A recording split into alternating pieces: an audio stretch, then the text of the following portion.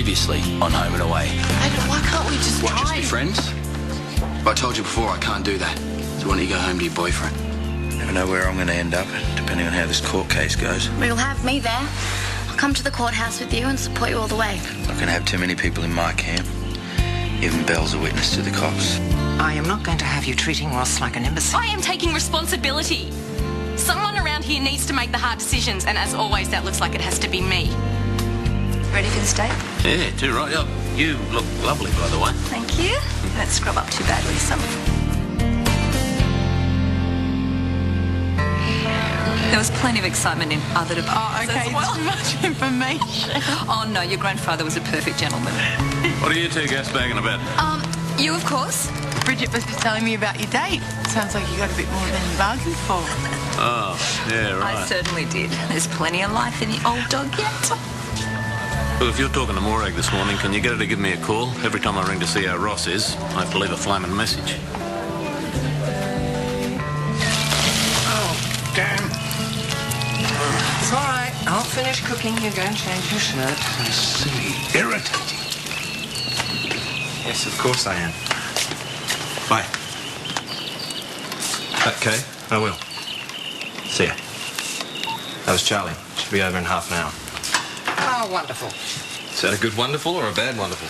Well, as Charlie's boyfriend, I don't think I should really be confiding in you. I thought things were supposed to be getting less tense after last week.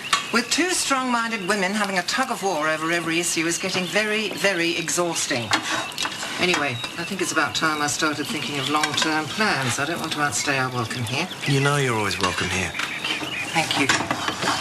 But I can't go on dealing with things on a day-to-day basis, Roman. I haven't seen Aidan this morning. I was hoping to tag along, go to the pre-court meeting and speak to a solicitor. Yeah, you just missed him. He left half an hour ago. Oh. And if it's any consolation, he's not talking to me much about it either. I think he wants to take full responsibility. Not very smart for a boy in his position.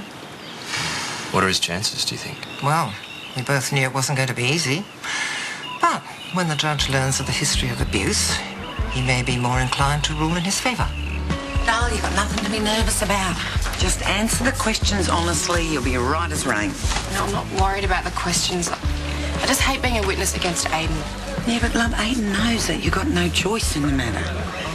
And just because you're a witness for the prosecution doesn't mean your testimony can't help Aidan along a bit. How? Angelo says that I can't state my opinion, only the facts. Yeah, but if Aidan's lawyer's got any nous, Darl, he'll give you the opportunity to explain the reasons why Aidan did what he did. So, what time are you due in court, Darl? 9, but they don't reckon they'll call me until this afternoon. Well, you want my advice, you won't go getting yourself tied up in knots for all those hours. Try and stay positive. Hey guys, I'm just about to head off to court. You got everything under control? Yeah, pretty much everything except for Belle's nerves. I don't think she's going to have any fingernails left by the end of the day. I can give you a lift if you like, if your car's still in the shop. Aidan's going with his lawyer. I'm just taking Nick. Yeah, I've borrowed Angelo's car anyway. Thanks, I should probably get going. Okay. Good luck, Darl. Hope everything goes well. I'd characterise the defendant's behaviour as panicked and somewhat aggressive during the arrest.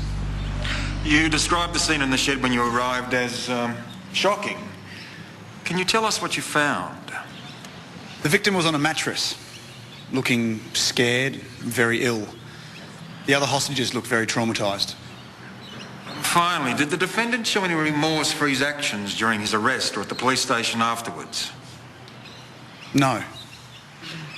None whatsoever. Thank you, Constable. That's all. Constable Rosetta, in your statement you refer to my client's father as the victim, do you not? Yes. Yet isn't it true that at the time of the incident, Larry Jeffries was wanted by police for manslaughter following a hit-and-run accident in which a teenager died? Objection. The line of questioning is irrelevant. Your Honour, I seek to show that in his attempt to evade capture and prosecution, Larry Jeffries placed my client under incredible strain, which in turn affected my client's judgment. I'll allow it. Yes, Larry Jeffries was wanted in connection to the death of Axel Hay. And can you tell me why Mr. Jeffries is not present in court today? He's in hospital, too ill to attend. And would you say his hospitalisation was a direct result of my client's actions? Well, maybe not the original cause. Isn't it true, Constable, that Larry Jeffries is suffering from liver failure caused by chronic alcoholism? That is why he's presently in medical care, is it not? I'm not a doctor. I'm not qualified to give an opinion. Your Honour, I refer you to the medical report from Dr. Graham, which fully supports my proposition, as does the affidavit from Larry Jeffries himself. It also details the immense strain and pressure he placed my client under at the time of the incident and over the preceding years due to Mr. Jeffries' problems with alcohol. Martha, darling, I'm not avoiding anybody. I've just been really busy. Well, would you tell Alfred I'll try and pop in when I hear about Aiden's case? Yeah, fine. No, I will do that. Okay, bye-bye. I thought you said Dad was taking 2 lots of medication. Yes, I did. What, he just told me these are the only pills he took this morning. Is he confused, or did you forget the other ones? Neither. He is having trouble sleeping. Insomnia is one of the side effects of Donezepam, and it could also interact with the other medication he's on. What, so you just dropped them all together? For the time being, yes, it's what the GP recommended. Well, but it could just be stress or worry that's keeping him awake. I mean, I'm losing sleep as well. I'm not on anything. What are you suggesting, Charlie? Well, I just don't think he should drop any drugs right now. Well, I'm sorry, I disagree.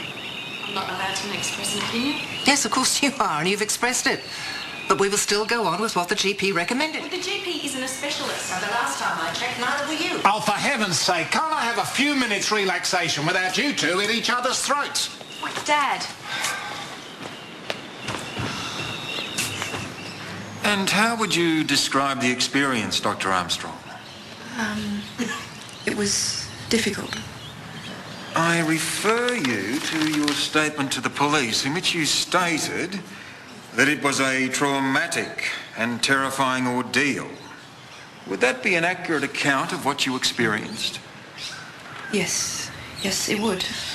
But I think with hindsight... And at the time, did you tell the defendant what would happen to his father if he did not receive immediate medical treatment? Yes, I did. You explained clearly that his father would die. Yes. And what was the defendant's response? Dr. Armstrong? He said that he wanted his father to die. No more questions, Your Honour. Mr. Brown. No questions, Your Honour. Thank you, Dr. Armstrong. You're excused. I'm calling a 2-hour recess.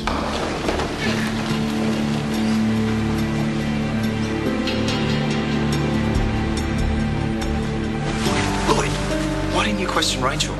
There is so much more she could have said about what Aiden's been through. That's stuff the judge needs to hear. I was acting under instructions from Aiden. You should be giving him instructions. Given half a chance, Rachel would have spoken up in his defence. I'm aware of that, but I can't introduce mitigating circumstances in his defence without his permission.